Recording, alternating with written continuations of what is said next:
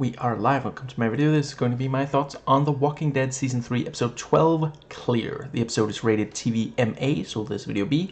And like all other videos I've done on the show, there will be spoilers for the episode and all the ones leading up to it, all of which I love. Let's dive right in. So, yeah, the episode opens on the three of them driving in. It's like a golf cart, but fast, and everything's computers. And I really love the use of the... I think I'm going to be referring to him as the hitchhiker. The guy that keeps, you know... Yeah, at first they drive past him, and then they get stuck for a little while, and he manages to catch up to them, and they drive off, and then at the very end of the episode... Yeah, you know, of course, as, you know, it would have been very strange if it hadn't happened. Some walkers got to him, and, yeah, they pick up his supplies and move on. You know, they don't know if they can trust him. They already have a lot of mouths to feed. Yeah, and besides which, you know, with that gear... He's one of those outdoorsy types. He's gonna be... He might not bite their ear off, but he will talk it off. And, yeah, I kind of love that this... I don't know if it qualifies as a bottle episode. There might be, like, a little bit too much in the way of sets, although this is also a more expensive show than some of those network shows, so maybe it counts. Certainly there aren't too many characters for it to qualify, and, yeah, I thought it worked really well. I was surprised when it ended and we had not checked in with anybody else. You know, it's been a little while since we didn't see any Woodbury stuff. And we technically don't see the prison, we just see some of the people from the prison. Yeah, worked really, really well, and I had been wondering about Morgan, you know, hoping that he made it, and then when I saw he made it, and I didn't see Dwayne, I was like... Maybe I'm okay with not knowing what happens to these two, and just, yeah, I 100% buy. You know, the story that Morgan tells about what happened to Dwayne, yeah, you know, like, I distinctly remember, I mean, by now, let's see, it must have been months, right? You know, watching season 1, and, yeah, the pilot of the show itself, not just... season 1 in general, and seeing Morgan unable to shoot his wife. Yeah, you know, the fact that it ended up with her killing Dwayne, him hesitating because it's mom, I 100% buy that based on the pilot, and that, yeah, holy crap, the show really puts you through the ringer. And I love it for it. And yeah, the idea of all the traps, very, very clever. You know, all these spikes, and then, you know, every so often you come across like a small cage with a living animal in it to attract the walkers, because they don't realize that they're walking directly into spikes. Right, the thing with, you know, Aaron we're going to this mountain, and then not long after we see Aaron on one of the walkers. That was also really, yeah, very effective. Let's see. I think, right, I quite liked Michonne over the course of the episode proving she is one of, you know, it's like this thing, you know, she... One of us? No, she's one of them. Don't tell everybody. But by the end of the episode, yeah, she is, you know, Carl is like, I think she's one of us. You know, that was a great, yeah, you know, she is capable of being more, like, vulnerable and open and helping others, you know. And yeah, I am starting to wonder, maybe she doesn't like being a lone wolf. It is just circumstance. And you know, she keeps up of brave front, a tough facade, because she doesn't want anyone to perceive her as weak, as easy prey. But deep down, she would perhaps like to be part of a group. Like, after all, if she really didn't care about others, she, she could have not helped Carl. And let's see, I think that does bring us very nicely to, yeah, the fact that Morgan has basically just, lost grip on reality is also very credible. All that he's lost and all this time being completely socially isolated. I mean, it is true that something, yeah, the human mind is not made for being without social media. I mean, human interaction for that long. And yeah, just phenomenal acting. That's the one thing about this episode and the pilot. I wish we got more Morgan. I suppose it's possible he'll pop up again later, since he is still alive by the end of this episode, but man, he is just, like, incredible acting by Lenny James. And let's see, the traps in as they get into his place were also very intense. The welcome mat, and the axe and tripwire and that whole thing. And yeah, we see at first they don't find the weapons at the sheriff's, I forget what it's called actually, but that building, and Rick makes a good point. He knows who has guns because they had, he signed their permits, but other people wouldn't know because they're not supposed to, they don't want people trying to take the gun. They want people to not know there is a gun, so that if it's necessary, it'll come as a surprise, so they don't realize it's a place that's, yeah, they'll lower their guard. The people wanting trouble. And yeah, they get into Morgan's place, and they see that when it comes to collecting guns, he is very thorough. And yeah, genuinely sweet that Carl does just want the picture for Judith so that she can see what her mom looked like. Because after all, that walker did not leave very much for the baby to see.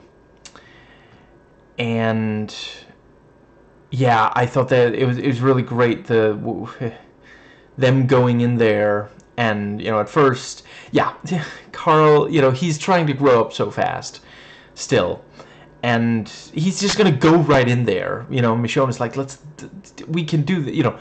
I can't stop you, but you can't stop me from helping you. She's really good with someone that age. I hesitate to say a kid because I think he's old enough to not be called a kid. But yeah, sending in the animals and then, sneaking around. At first I was wondering if they were going to do, like, the commandos thing and, like, kill them after luring them. But turns out they were actually going to do the thief thing instead. Lure them away and then sneak past. But there is the one guy behind the bar, which, that is the risk you run. If not every walker in there perceives the animal, some of them might be, and it grabs his legs, really intense, and she stabs it, but that also attracts a little bit of attention, and then one of the mice runs past, and I want a rock place for some reason. And all the walkers come right at them, because that is, I love it, because the moment that I saw them in the cage, I was like, that's a good plan, because the walkers are not going to be able to figure out how to open the cage. If you know what you're doing, it's easy enough, but they don't have a huge amount of, like, deductive reasoning and such.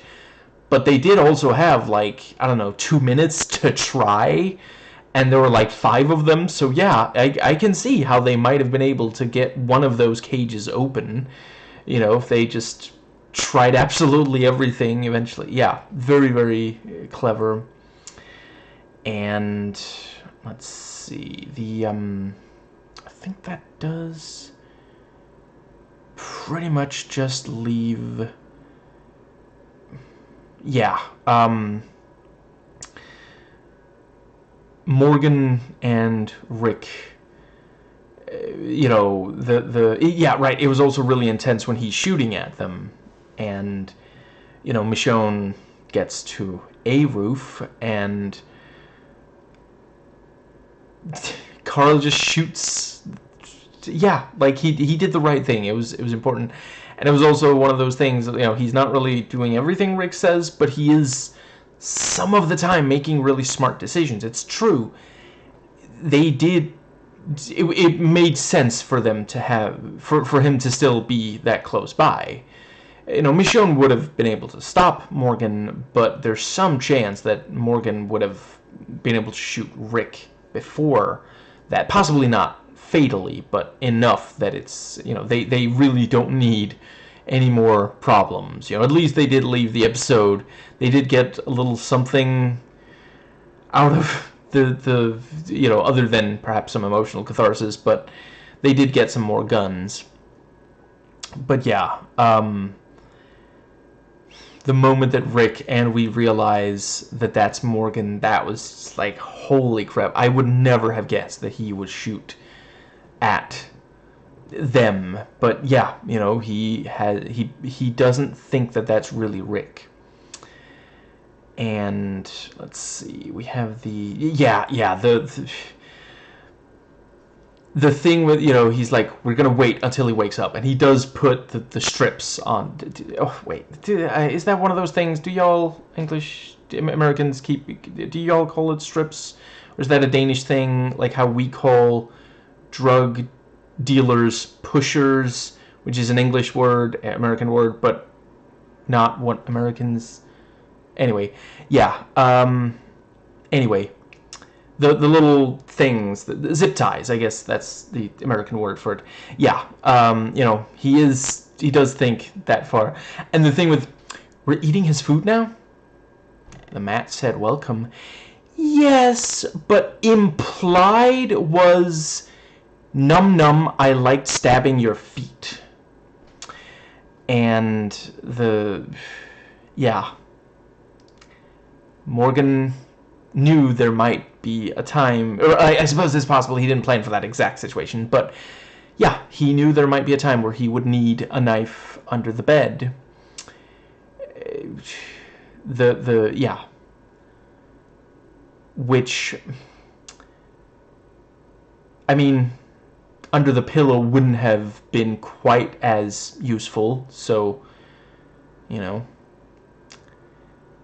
I forget, was that Angelina Jolie? There was some celebrity that, I don't know if she's still doing it, but I remember hearing years ago there was a celebrity who did exactly that. I don't know. I think that was before this show came out, so I don't think it was based on this, but I suppose it's possible they took some inspiration from writing this episode. But yeah, he gets the knife, cuts himself free, stabs, like, holy crap. And I do appreciate afterwards, you know, Morgan is like, geez, what am I gonna do to get rid of you? Like, take a hint, my guy. You know, I don't know. I mean, I guess with Rick, in Rick's mind, there's nothing you could do to me. Stab me, shoot me. And you know, yeah, you know, Rick is like, you tried to shoot me, you tried to stab me, you failed at both. It's a sign. It's an omen. It's a coincidence, Rick. And yeah, just the bit of the episode where he genuinely does not recognize Rick is just so devastating. You know, it is. Yeah, like the idea of someone, you know, and they say multiple times, you know, he's not who he was a year ago, and yeah, like, even by the end of the episode, he's not quite back to where he was. Understandably so. I love how much this show acknowledges how difficult trauma can be to overcome. And yeah, you know, Rick does eventually manage to get Morgan to realize, no, it really is Rick. He, you know, and then Morgan starts confronting him, and Rick is like, I think I liked you better before you were lucid. And yeah, the thing about the radio, you know, poor Morgan, day after day, for a while it was just him and Dwayne, then it was him alone, day after day. What's going on with that radio? And yeah, let's see, and him, you know, them talking families, like, you know, I found my son and wife again, and then, you know, oh, so she turned, right? Oh, she's dead. Well, there you go. And your son will be, just like, holy crap, you know.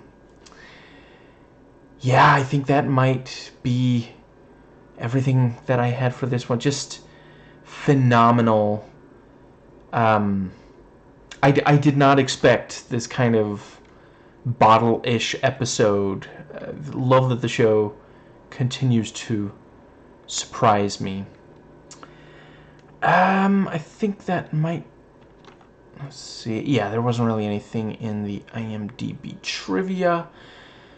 Yeah, the fact that he straight up has a ritual, you know, burning the ones that, you know, have died near him from all the traps that this doomsday prepper set up, you know, just like, yeah, honestly really relatable.